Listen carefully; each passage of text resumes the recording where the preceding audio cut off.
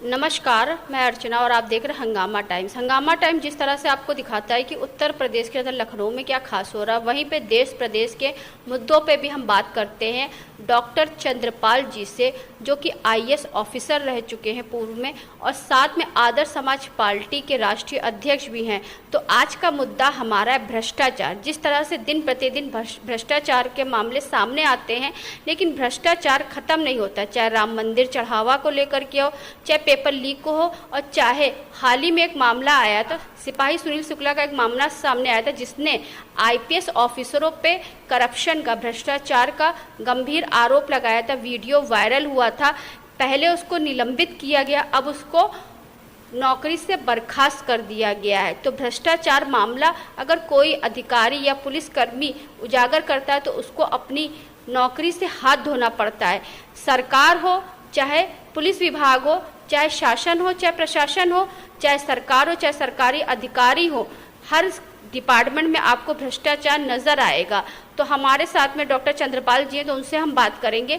दिन प्रतिदिन जो भ्रष्टाचार बढ़ रहा है, तो उस मुद्दे पे वो क्या कहेंगे। आपका बहुत बहुत स्वागत है सर। Thank you. देखिए, भ्रष्टाचार के कारण ही हमने हाईएस्ट पद पे हमको इनविटेशन दिया गया था ज्वाइन करने का, माननीय मनमोहन सिंह साहब ने। हमने कह दिया भ्रष्टाचार बहुत बढ़ रहा है सर, हमको अपने साथ रख लीजिए और भ्रष्टाचार के बाद में कैसे रोका जाए हम आपको सलाह देंगे। तो किसी तरह से मैटेरियलाइज नहीं हो पाया। उसके बाद भी हम उस पर डटे रहे कि हम किसी भी हालत में जीवन का जो अनुभव रहा है, भ्रष्टाचार जो रहता है, बहुत ज़्यादा सांप्रदायिकता होती है, जातीयता होती है, सब के आधार पर तमाम निर्णय लिए जाते हैं, वो बड़े दुखदायी होते हैं, देश के हित के नहीं है।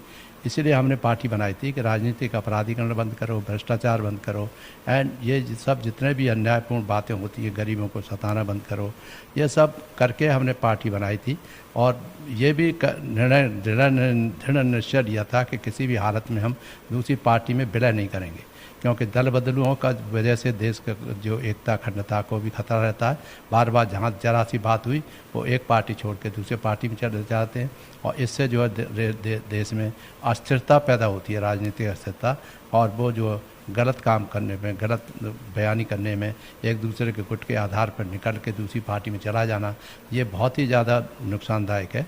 इसलिए हमने एक मुद्दा बनाया था कि ये जो आदर्श समाज पार्टी नाम ही इसलिए रखा था कि आदर्श मानव बने, सर्वगुण अच्छे से संपन्न जिसे रहे, और आदर्श मानव के साथ साथ आदर्श समाज बन पाएगा, तभी आदर्श राष्ट्र बनेगा। क्योंकि ज़्यादातर लोग बकते रहते हैं कि आदर्श मानव बनाना है, हमें तो आदर्श समाज बनाना है, हमें तो आदर्श राष्ट्र बनाना है, मगर वास्तव में उस ओर कदम नहीं उठाते। उसके लिए यही है कि आप भ्रष्टाचार को चोट करो। भ्रष्टाचार है, जातीयता के ऊपर ख़त्म करो, और जातीयता के ऊपर हम कई बार बोल चुके हैं, इसकी ज़रूरत नहीं है। भ्रष्टाचार जो है ऐसा है, उस पर भी बोलते रहे हैं, मगर भ्रष्टाचार ऐसा है जो हर एक के रग रग में समा गया है। अभी आपका राम मंदिर का देखा ही रहे आप, उसको एक्सप्लेन आज वीडियो एक सुन रहा था, संपत राय के बारे में जो चुनाव निकाला गया कि उनको छोड़ दिया गया, इस्तीफा दे दिया, वो सब नहीं, और गहरा ऐसे बताया जा रहा था कि कैसे जो कितने हाईएस्ट लेवल पे भी ये बात पहुंच सकती है जो भ्रष्टाचार में।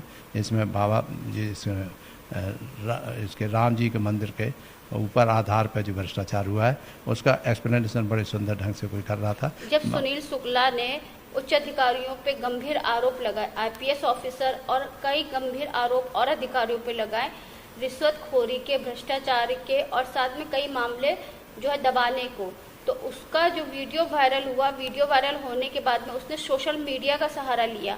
अब उसके ऊपर आरोप लगाया गया है कि सोशल मीडिया का दुरुपयोग किया गया।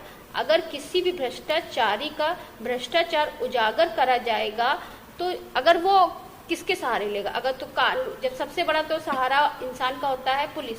अगर कोई उसके ऊपर अत्याचार हो तो पुलिस कंप्लेन करे। जब पुलिस कंप्लेन भी नहीं लिखी जाएगी, जब न्यायपालिका भी न्याय नहीं करेगी, शासन भी नहीं सुनेगा, प्रशासन भी नहीं सुनेगा, तो इंसान सोशल मीडिया का सहारा तो लेगा ही ना, मीडिया का भी सहारा लेगा।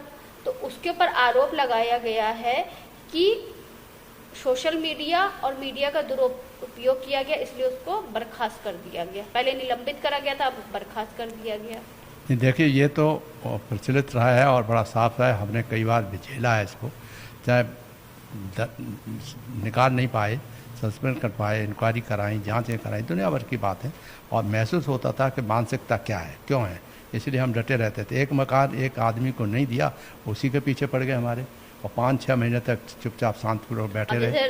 राम मंदिर चढ़ावा चोरी को लेकर के अब राम मंदिर के ऊपर भी हम बोले हैं, राम मंदिर पे कहा कि इसे हाईएस्ट लेवल का इन्वॉल्वमेंट है, जैसे हाईएस्ट लेवल के जो लोग हैं उन पे पहले देखें।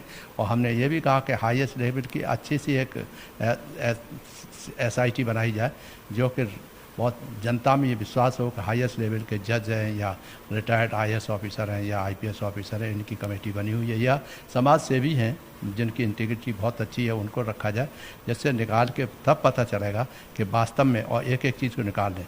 आज मैं एक वीडियो सुन रहा था, उससे बड़े मज़ेदार बात की थी। CC चैनल TV लगे हुए हैं, मगर वो उसमें नहीं आ सकते क्योंकि उसके पीछे पड़े हाईएस्ट लेवल पे इन्होंने जो निकाला गया है, उन्होंने अच्छे से छोटे छोटे और भी CC कैमरे लगाए थे, जिससे कि उनको और बारीकी से देखा जा सके। मगर उसमें एक और एक्सप्लेन करना शुरू किया कि साहब वो जो छोटे छोटे जो कैमरे लगे थे उनके बीच में और बड़े कैमरे के CCTV के कैमरे के बीच में बदलने में जो लाइट दिखाई देती थी, जिसमें कुछ नहीं दिखाई देता था, वहाँ वो आदमी खड़ा हो जाता था, जिससे कि बाद में वो रुपये से जो गड्डियाँ बनी हैं उसको निकाला जा सके। तो इसका मतलब मेरे दिमाग में आया कि इससे ज़्यादा गंभीर क्या हो सकता है कि एक तो सीना चोरी और ऊपर से चोरी और सीना चोरी।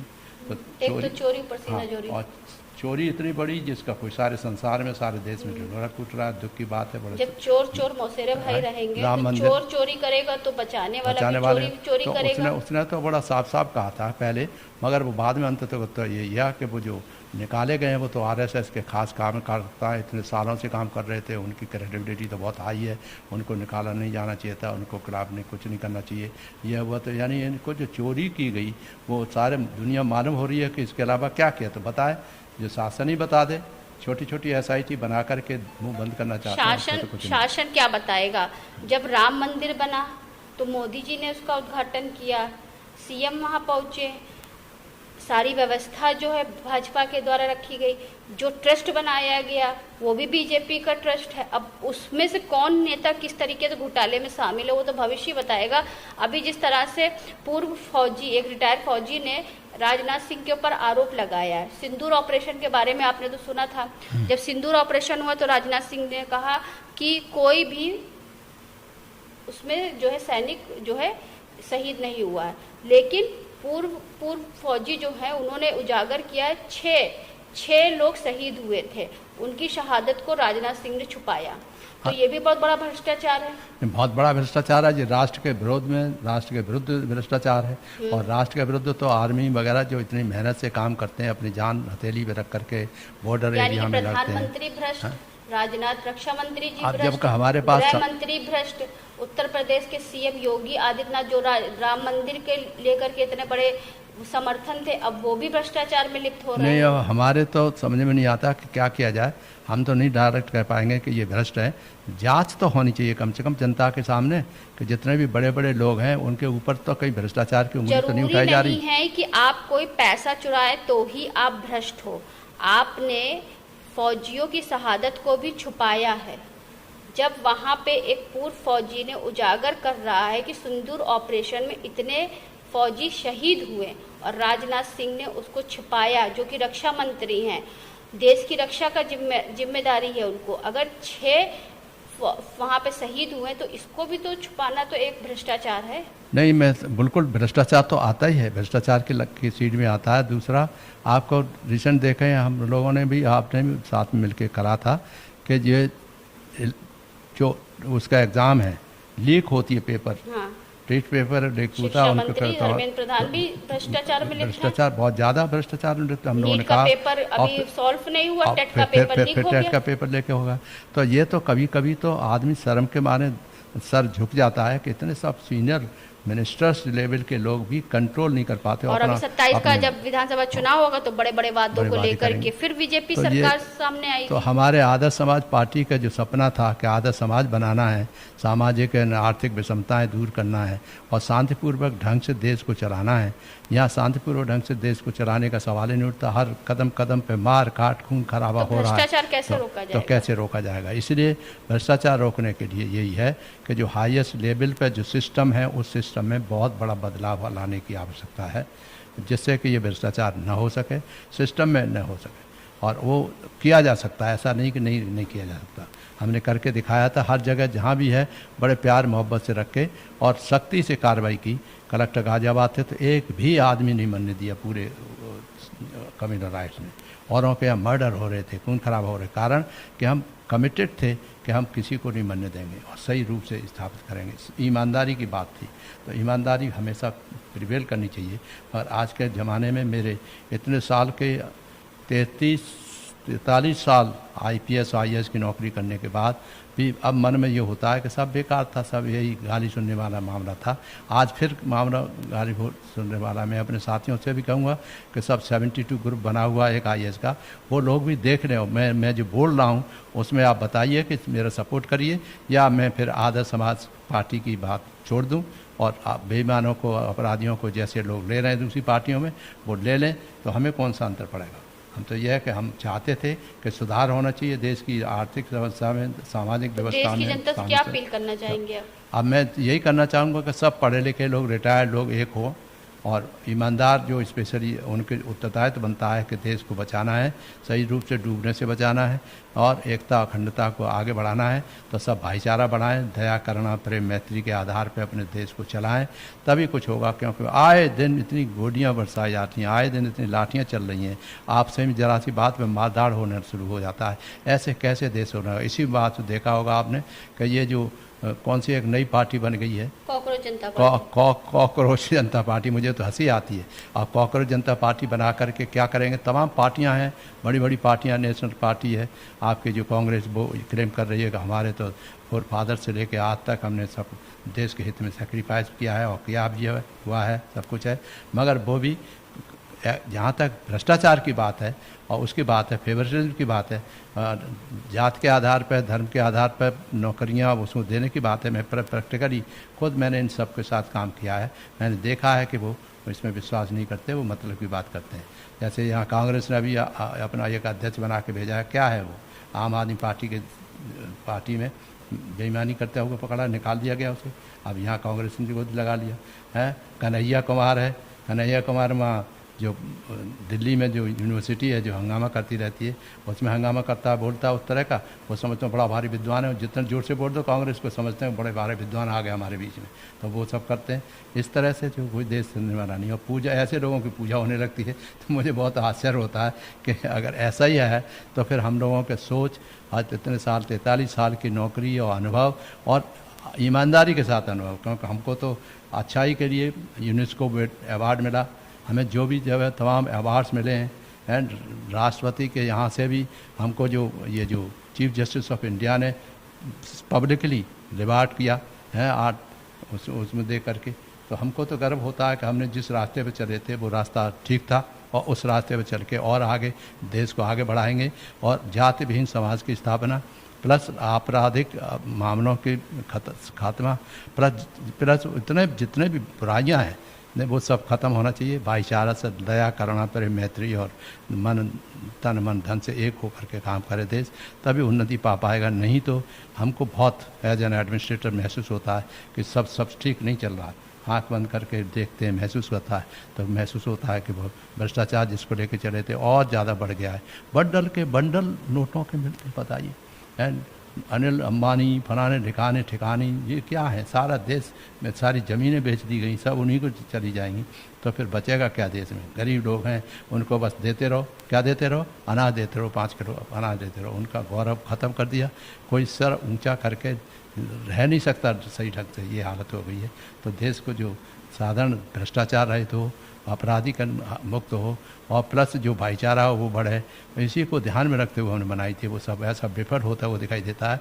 अब अनुरोध है मेरा सब लोगों से, ऐसों से जो जरा सा भी मेरे इन 4-5 मुद्दे से उनमें विश्वास करते हैं तो हमारे साथ सम्मिलित करिए, हमें सपोर्ट करिए। अन्यथा तो फिर आप जैसे आप जो चला रहे हैं उसका चलाते रहिए और चोरी करवाते रहिए, देश को लुटाते रहिए। तो ये थे हमारे साथ में आदर्श समाज पार्टी के राष्ट्रीय डॉक्टर चंद्रपाल जी। तो उनसे हम बात करने के लिए आए। दिन प्रतिदिन भ्रष्टाचार जिस तरह से देश में बढ़ता चला जा रहा है, तो आज का हमारा मुद्दा था भ्रष्टाचार। भ्रष्टाचार के खिलाफ अगर कोई भी व्यक्ति अपनी आवाज़ उठाता है, सुनील शुक्ला सिपाही की तरह, तो उसको नौकरी से बर्खास्त कर दिया जाता है, निलंबित कर दिया जाता है। चाहे धर्मेंद्र प्रधान हो और चाहे देश के रक्षा मंत्री हो और चाहे अन्य कोई भी अधिकारी हो जिसके ऊपर भी भ्रष्टाचार का आरोप लगता है, तो इस तरह से भ्रष्टाचार का आरोप लगाने वाले और उजागर करने वालों को रास्ते से हटा दिया जाता है। दिन प्रतिदिन देश में भ्रष्टाचार के मामले बढ़ते चले जा रहे हैं। चाहे पुलिस विभाग हो, चाहे राम मंदिर चोरी चढ़ावा का हो लेकर के हो, चाहे राम मंदिर चढ़ावा चोरी को लेकर के हो, और चाहे पेपर लीक को लेकर के हो। जिस तरह से हम दिन प्रतिदिन आपको भ्रष्टाचार की एक मुहिम की ओर लेके जा रहे हैं और दिन प्रतिदिन हम आपको दिखा रहे हैं, चाहे शासन हो चाहे प्रशासन हो, कोई ना कोई मुद्दा आपको दिखता होगा भ्रष्टाचार में लिप्त हुआ। तो देश की जनता का एक सबसे बड़ा सवाल है कि जिस तरह से दिन प्रतिदिन शिक्षा और स्वास्थ्य का क्षेत्र गिरता चला जा रहा है और आम जनता के ऊपर महंगाई का दबाव और बोझ बढ़ता चला जा रहा है। आम जनता तो खाने और कमाने में जी रही है, लेकिन चाहे सरकारी नेता हो और चाहे सरकारी अधिकारी हो, वो सिर्फ कमाने में जुटा हुआ और आम जनता का खून पीने में जुटा हुआ है। तो ऐसे हम भ्रष्टाचार के मुद्दे उठाते रहेंगे और आदर्श समाज पार्टी के राष्ट्रीय डॉक्टर चंद्रपाल जी से बात करते रहेंगे। तो इसी के साथ मैं अर्चना आपसे जानना चाहूँगी। धन्यवाद, बने रहिएगा हंगामा टाइम न्यूज़ चैनल के साथ। हंगामा टाइम्स की तमाम खबरों को देखने के लिए हंगामा टाइम्स को सब्सक्राइब कर लीजिए और बेल आइकन दबा लीजिए। अगर आपको ये वीडियो अच्छा लगा हो तो लाइक बटन प्रेस कर अपनी प्रतिक्रिया हमारे कमेंट बॉक्स में देना मत भूलें।